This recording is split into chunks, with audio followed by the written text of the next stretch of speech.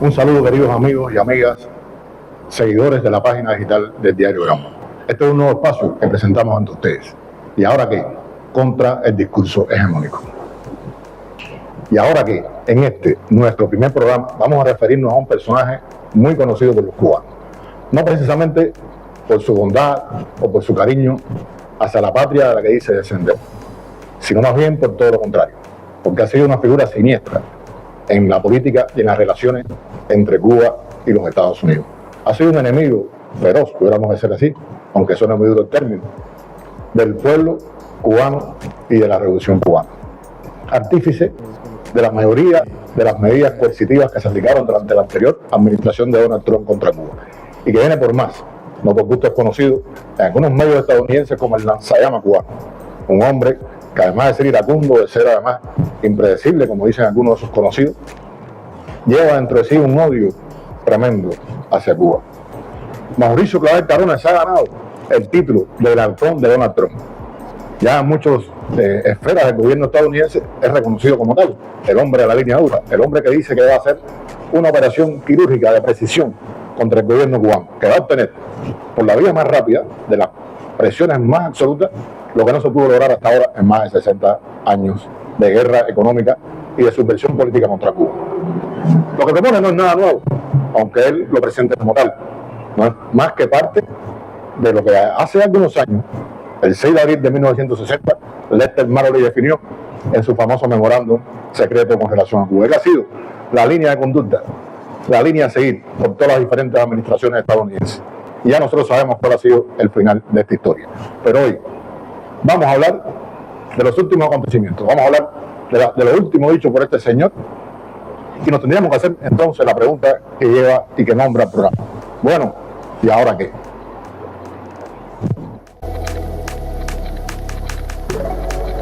Las lecciones aprendidas de Clavel Carones. Nada inhumano le es ajeno. Las recientes declaraciones del enviado especial de la Casa Blanca para América Latina, Mauricio Clavel Carones, durante su presentación ante el Consejo de Asuntos Mundiales de Miami, evidencian la sostenida hostilidad de Washington hacia La Habana. Ante las preguntas del moderador del encuentro, Aaron Rosen, representante del Consejo de Asuntos Mundiales de Miami, y de otras personas presentes en el auditorio, Clavel Carones expuso las líneas principales del plan de la actual administración contra Cuba. En un tono a menudo festivo, como si se dirigiera a las cámaras de un talk show televisivo, el halcón de Trump, como ya algunos lo denominan, hizo gala de su animadversión hacia el pueblo de la isla. ¿Qué aprendí? En 2019 la política era de máxima presión, pero nunca llegamos al punto de máxima presión, ni siquiera a un 50%. Había un gran montón de cosas que se podían hacer, aseguró Mauricio Clavel Carones. Parece que su arsenal de maldad es inagotable. Según explicó el enviado especial de Washington, existe una marcada diferencia entre el escenario actual y el existente durante la administración de Donald Trump 2016-2020. Claramente no hay desacuerdo. Tenemos un departamento del Tesoro que entiende completamente la amenaza y tenemos un departamento de defensa que entiende que la seguridad en la región es prioritaria, anunció Clavel Carones. Digno de un personaje maquiavélico, despojado de toda referencia moral, aseveró que como hombre de negocio considera que se debería invertir en un dolor corto plazo para obtener ganancias a largo plazo, antes que apostar a un dolor a largo plazo y ninguna ganancia. Para puntualizar después, así que tenemos que ir con todo. Esa es mi mayor lección. Trabajo con un secretario de Estado, se refiere a Marco Rubio, que piensa de la misma manera, y un presidente que entiende estas prioridades y cómo hay que lograrlo. Ante la pregunta del moderador sobre las insinuaciones expresadas por el funcionario a la prensa, recordemos la entrevista concedida a políticos sobre implementar enfoques creativos para facilitar un cambio político en Cuba, la entrevista que se realizó tiempos atrás, recién comenzaba el gobierno de Donald Trump. Entonces dijo, la transición en Cuba no solo es inevitable, sino probablemente inminente. Creo que debemos y podemos ser muy creativos, muy creativos. Ahora ratificó ese criterio y respondió, como es habitual en las campañas de descrédito, culpando a la víctima de los crímenes del verdugo. Mintió sobre los sucesos en Mariel en 1980, sobre los temas migratorios, un asunto muy doloroso, utilizado por las sucesivas administraciones estadounidenses contra la isla. Mauricio Clavel Carones recurre a la narrativa antimigrante de Trump y para probar su punto de vista utiliza falacias sobre el tren de Aragua contra Venezuela. además de amenazar con la doctrina de uso de la fuerza del presidente en las relaciones internacionales. Sin embargo, entra en contradicción flagrante con su jefe porque sabe bien que la política de máxima presión, la limitación de los visados y de la inmigración legal, así como cualquier incumplimiento de los acuerdos migratorios entre ambas naciones, puede generar un aumento considerable de las salidas ilegales hacia los Estados Unidos. Reconoció que en Miami hemos podido crear nuevos mecanismos eficientes para ser más quirúrgicos en Cuba hacia sectores económicos del régimen. La política de la olla a presión que el creativo Carones propone implementar no es para nada nuevo, la conocemos de sobra. El 6 de abril de 1960, hace ya 65 años, el gobierno de Estados Unidos sentó por escrito los fundamentos de su genocida política contra Cuba. El flamante enviado especial no hace otra cosa que seguir al pie de la letra los fundamentos escritos por Lester Mallory, vicesecretario de Estado Adjunto para Asuntos Interamericanos, en su ya muy conocido memorándum. Ante el apoyo mayoritario de los cubanos a la revolución, utilizar la palanca de la guerra económica contra el pueblo, reducirle sus recursos financieros y los salarios reales, provocar hambre, desesperación y derrocamiento del gobierno. Así las cosas, el lanzallamas anticubano, como lo llamó en una ocasión el director ejecutivo de Engage Cuba, J. Williams, se lanzó desde el primer minuto a dar cumplimiento efectivo a sus sueños de destruir a la revolución cubana.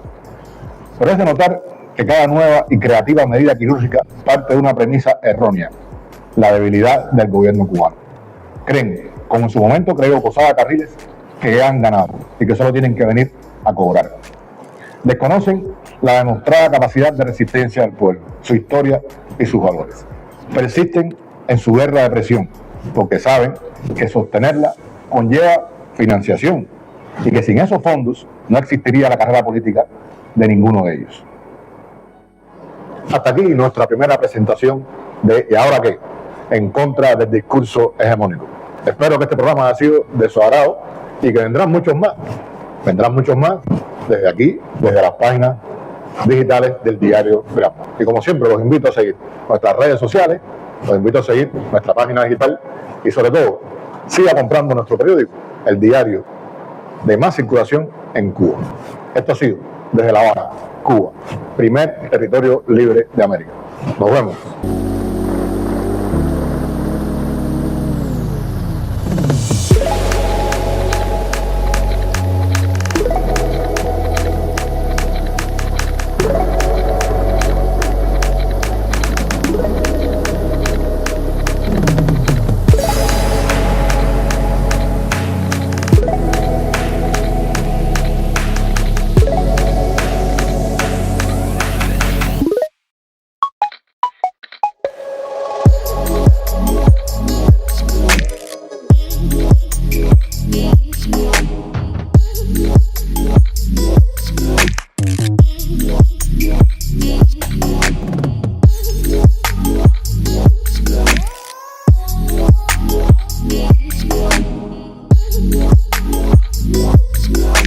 Todo gazapo de las cosas. Vale. ¿Cómo se llama el programa?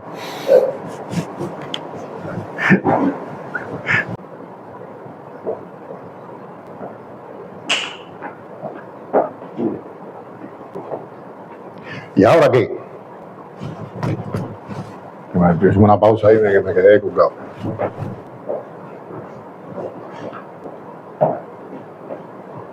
Audio, vamos a ver, ya. 1, 2, 3, 4, 5, 6, 7, 8. Claramente no hay desacuerdos. Tenemos. Repetimos lo último. Repetimos lo último. Muy creativos. Muy creativos. Vamos a. Esta falacia sobre el tren de Aragua contra Venezuela. Vamos a parar y repetimos el último. Ahora ratificó ese criterio y respondió como es habitual. Vamos a repetir el utiliza falacias sobre el tren de Aragua contra Venezuela, además de amenazar con la doctrina de uso de la fuerza del presidente ejecutivo de Engage Cuba, Williams. Vamos a repetir.